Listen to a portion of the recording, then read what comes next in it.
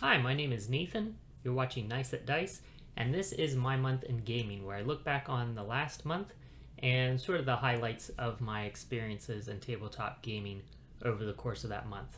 So we're talking about June 2020, and I did quite a bit of gaming in June. I played one new game, which is Rapid Response, Pandemic Rapid Response. This is sort of adjacently related to the other pandemic games. It uses a completely different system. It's a dice game. It's also a real-time game. Basically, the players are taking turns, rolling dice, using those dice to resolve different actions, and then moving on to the next player. But you're all doing this very quickly because it's in real time. You have a certain amount of time to accomplish your objectives. So we had an interesting experience playing this game. We got like a few minutes into the game and realized we had no idea what we were doing.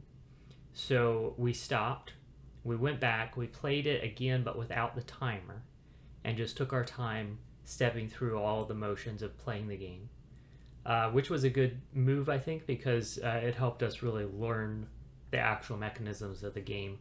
Although, obviously, playing it that way, there's no real challenge because there's nothing limiting how many turns you can take or how many moves you can make on your turn, etc.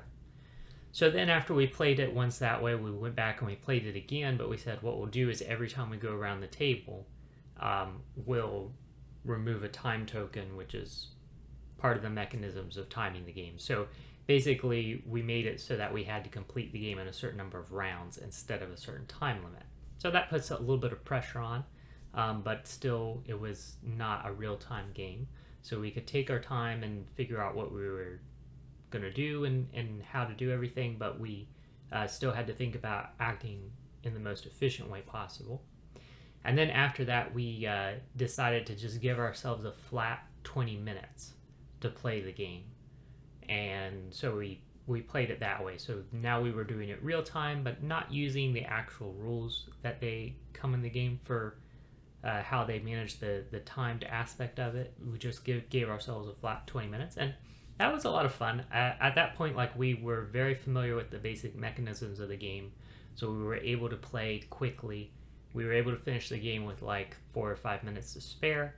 So definitely, I think we could have done it using the actual rules for how they do the time management thing. So next time, if I'm playing, especially if I'm playing with the same group of people and we all know the rules, we all understand how to play, I'll probably try playing it again with the actual mechanism in there for the timing. But overall, it was a pretty positive experience. Though I would just recommend, if you are going to try the game out, and especially if you don't play a lot of real-time games, try playing like one game without the timer. There's really no challenge without the timer, or without at least some kind of mechanism to limit how many turns or rounds or whatever. But it's just a good opportunity to learn the basics of the game and its mechanisms without having that time pressure on you. So anyhow, that's my thoughts on that. I played a bunch of other games, but just a couple that are worth mentioning. Summoner Wars is an older game that I really enjoy, and I got to teach it to somebody new. I hadn't played it in a while, but I brought it out, taught it to someone new this past month, so that was kind of a fun opportunity to go back to an old classic. And then Unicornus Nights is a cooperative game that I hadn't played in a while, but I brought it out, played some solo games of it, and recorded a review of that one. So you can see my review if you want more information about that, but that was a fun one to get out again. I hadn't played in a while. I did a number of videos. I did reviews for Unicornus Nights, like I mentioned. I did reviews for a couple of board game accessories. One is the Deco Dice, which is basically a deck of cards that give you random die results. The other one is the Board Game Clips, which is an accessory that allows you to clip your boards together. If you have games that come with like perhaps modular boards using tiles that you assemble, you can clip those together with the Board Game Clips, or you can just use the Board Game Clips to stabilize your typical rectangular boards a little bit. And then I did a review for the Mystic Veil Organizer from Broken Token So the Broken Token is a company that puts out these wooden organizers that they're inserts that fit inside of the box of a board game and help you to organize that board game within the box. So I bought one for a game called Mystic Vale, and I put that together and I organized everything into that. And I did a video where I showed you basically the process of putting together one of these organizers, give you an idea of what that's like, and my thoughts on the Mystic Vale one in particular. And you'll see that I wasn't totally satisfied with the Mystic Vale one. It's perfectly fine. It's just I misjudged what I was going to be able to do with it. So that's on me. It's still a final product. But watching the video will at least give you an idea of what these organizers are like if you've never bought one from the Broken Token before. So you could watch it for that reason. And then finally I did a video called Introducing Hotshots Firestorm.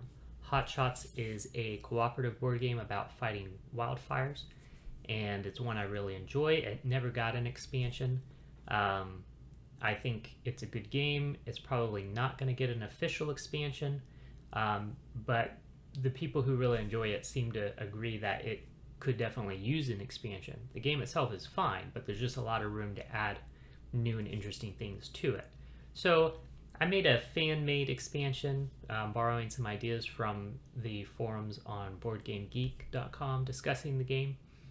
And I put up a video that explains what my expansion is, how you can get it, how you can download it and put it together, and basically what it adds to the game. So you can check that out if you are interested in Hotshots.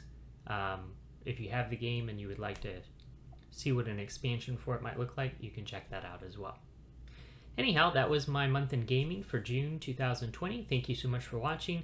Again, my name is Nathan. This is Nice at Dice, and you enjoy the rest of your day.